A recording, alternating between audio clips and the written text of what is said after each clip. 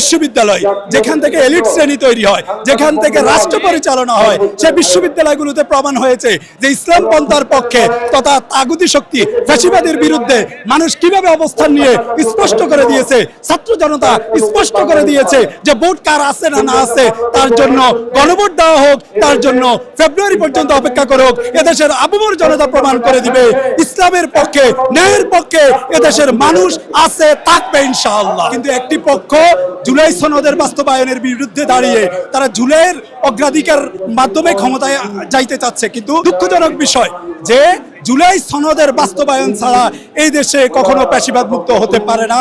এই দেশের জনগণ যারা জুলাই সনদের জন্য আন্দোলন করতেছে তাদের রক্তের বিনিময়ে যতক্ষণ পর্যন্ত জুলাই সনদ বাস্তবায়ন হবে না, ততক্ষণ পর্যন্ত জুলাই শহীদের রক্তের ঋণ আমরা শোধ করতে পারবো না।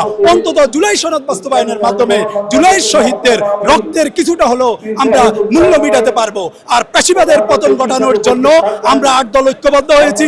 ইনশাআল্লাহ এই 8 দলের নেতৃত্বে, বিশ্বের চরমনের নেতৃত্বে এদেশে ফ্যাসিবাদের পতন ঘটবে ইনশাআল্লাহ।